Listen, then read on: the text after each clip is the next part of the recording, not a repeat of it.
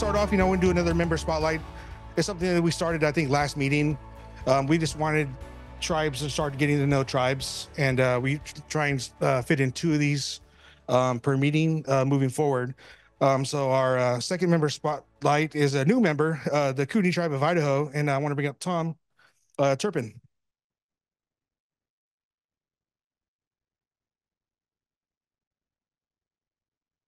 Thanks, Tony. Thanks for having us here and allowing us to be part of your association. We're really excited about it and looking forward to this journey in the travel service business, Travel Convenience Center. Before I get started, you probably saw 3 of us lined up here with the same identical shirts. We plan not to wear the same color. And then when I saw Ernie's display, I saw purple, and I don't know if I'm creative or whatever it said on there, but anyway, I've got a short PowerPoint that I will show to you. Okay. Our team that's here today is myself. Again, my name is Tom Turpin. I'm the CEO of the Kootenai Tribal Development Corporation. My career really spans in the hospitality industry, started in the hotel business in 1980, grew up in Moscow, Idaho. For those that are familiar with Moscow, I worked at the Best Western University Inn at the age of 16 as a busboy. From there, I moved my way up through the corporation of Hagedon Hospitality, which is anybody that's familiar with Hagedon Hospitality in Coeur d'Alene, Idaho, the Coeur d'Alene Resort. For those that are familiar with the Best Western process, the tribe back in 1989 built a hotel, and I became the general manager of that property in 1989 up until the end of 22, where I accepted the position of the CEO. Mike Cox is with me today. He's our director of IT. He's been with us for 16 years. He primarily handles a lot of the hotel casino technical information and also has an extensive background in grocery store business. And Josh Dunnington is our general manager. He's been with us since the travel center opened up in November of 22. Previous to that, he worked as a security guard and a technician at the Kootenai River Inn Casino and Spa for 8 years. And we'll get into a little bit about the hatchery that the tribe has, but he was an aquatic technician at the tribal hatchery for 3+ years. The tribe is restoring the Kootenai white sturgeon and the burbot in the Kootenai River, which is a really fun project for the tribe. For those that have never been up to North Idaho, Bonners Ferry is located 30 miles from British Columbia, 20 minutes from Montana, and 45 minutes from the Washington border. The town consists of 2,500 residents and 10,000 in our county. Our county is rather large for a county in Idaho. It's about 1,600 square miles. It's predominantly national forest. The Kootenai River is a unique river. I believe it's one of 2 rivers that flow from the north down south and back up north. It goes through British Columbia down to Montana and Idaho and back up to British Columbia. For those that are movie buffs, The Revenant was filmed on the Kootenai River, if you didn't know that. And then a movie way back in 1994, The River Wild, Meryl Streep and Kevin Bacon. So that's the fame of the Kootenai River. If you take a look at our map here, you'll see where Bonners Ferry is located. It's located, again, right at the top of the state of Idaho. We are surrounded by 3 beautiful lakes right next to us. Priest Lake, I think some people here familiar with Priest Lake. Lake Pend Oreille, which is one of the deepest lakes in the country. I believe it's the 5th deepest lake in the country of almost 1,200 feet. And then Lake Coeur d'Alene, which I think a lot of people are very aware of, Lake Coeur d'Alene. And then the one that's over to the east of us in Kalispell called Flathead Lake. So we are really in a beautiful part of the world up there in Bonners Ferry.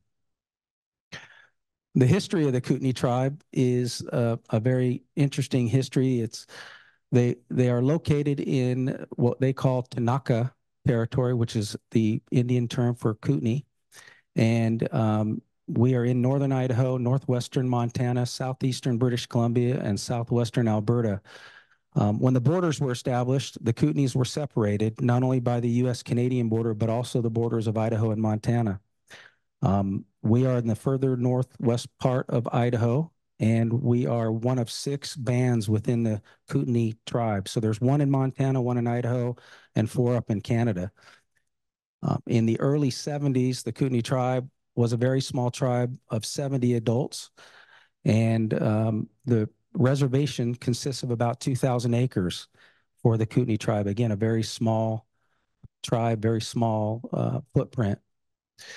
Because of that, in 1974, the Kootenai tribe declared war on the U.S. federal government for political reasons. It was a war of the pen. It was a friendly war. They were really fighting for land, housing, and so forth for the tribe. The United States government finally gave them 12 and a half acres of land that was put into trust for the tribe, and that's what they currently have now existing for the tribe as far as their homes and so forth. And again, they continue to tribe to move forward with self-determination and creating revenues like the travel station and the hotel casino. The exciting part is the Kootenai tribe. When I started back in 1989, the tribe was just about 70 or so members. They're well over to 170 enrolled members, which is really good. So it's growing. Oh, I don't know what I just did. There we go.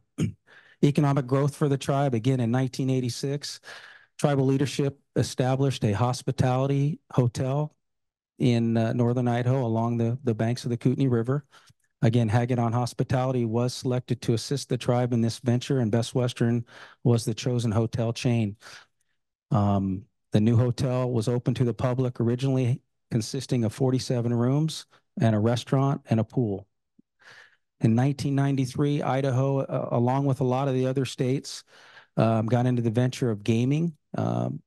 Washington, obviously, Oregon, California, and all those other states. When Idaho State opened up their lottery, it allowed the Indian tribes in Idaho to pursue Class 2 gaming, which included bingo. We've since moved into Class 3 and moving forward with that. Started with bingo, experimenting it in our small town. We closed our restaurant and had bingo in the evenings, which was well received. I think a lot of the tribes in this area that started bingo in the early 90s and casino gaming started probably in the same way as us, with little Class 2 gaming devices with jackpots that were maximum of 200. Things have changed over the last 30 so years. In 1995, the Kootenai tribe opened up its first casino room of 200 machines. And then that December, we opened up another room. Anybody familiar with sprung buildings? Yeah. Remember those days? Yeah. Built in a week. Added another 200 machines.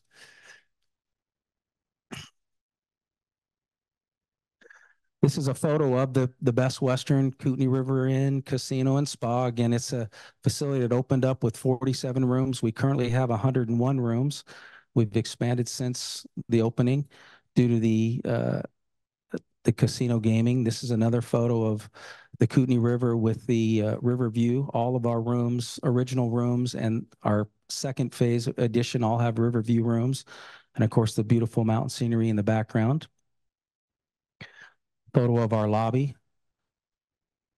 which shows the Kootenai white sturgeon. We'll talk about that in just a minute. Picture of one of our guest rooms. It's kind of a narrow photo, missing the river view. All the rooms have private balconies, which is really neat. And again, river view restaurant and lounge. Another photo of our lounge area. So here, why are we here? We're here because of the travel station, the Sturgeon Station Travel Center, and Sonic Restaurant. We are almost a year into this. We're in our 11th month, looking forward to our anniversary next month. We opened up the travel center and Sonic on a small portion of the reservation. The tribe has 30 acres, just 3 miles north of the hotel casino. The overall facility is 9,000 square feet with the Sonic Restaurant. We service both truckers, locals, and tourists that are heading on Highway 95 north-south and then east to Highway 2 towards Montana. The actual travel center itself is about 6,000 square feet with floor space of about 3,000. We service 2 canopies, 1 for truckers. We have 6 trucker pumps and then 10 for the front canopy with regular cars, pickup trucks, and so forth. We'll hold about 90,000 gallons of fuel. One fact that I didn't put on there is our summer season daily traffic's about 16,000 cars, which is quite a bit for us heading north-south and towards Montana. Sonic restaurant is considered a non-traditional Sonic, which means we are a drive-through and sit down and not a drive-up, which is somewhat unique in the Sonic industry. There's a picture of our travel center from the front and a side view of the Sonic. We are a branded facility. And then an interior shot of our travel center. The artwork, mural artwork, was hand painted by one of the elders for the Kootenai tribe. He does a phenomenal job. That is a artwork of the Kootenai Falls, which is a very sacred cultural part of the Kootenai tribe. So we get into the tribal hatchery program, which is kind of fun because Josh spent some time at the Kootenai tribe's hatchery. The tribe has a hatchery which is funded with the BPA, Bonneville Power Administration, operates 2 conservation hatcheries for not only the endangered Kootenai white sturgeon, but also burbot. And they're also involved in a landscape river restoration of the Kootenai River to heal their ecosystem. The Kootenai tribe's efforts allow the tribal treaty harvest and Idaho sport fishery for burbot over the last 3 decades of no harvest for this kind of species. This burbot, which I don't know if you know what a burbot is, but it's a lingcod, right, Josh? It's, what do they call it? Freshwater or a poor man's lobster or whatever they call it. It's one of the best fish you can eat.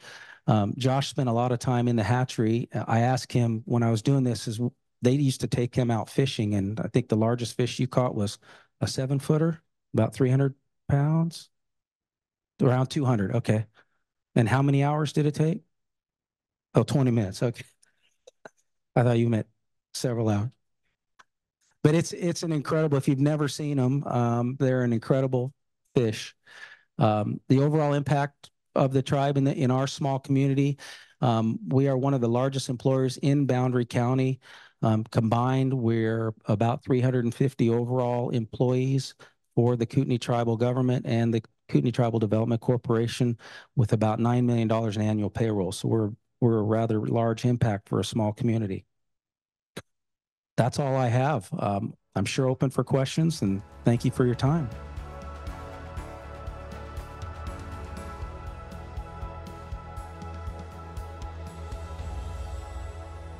All right. It's always fun getting nice facts from members. Like, I didn't know anything about that. It's all cool, man.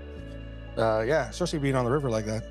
I wouldn't mind catching a 300-pound fish, but I don't know what I would do with it, though. Have to put it back. I know. I wouldn't even know how to bait a hook, to tell you the truth. I've never really been fishing.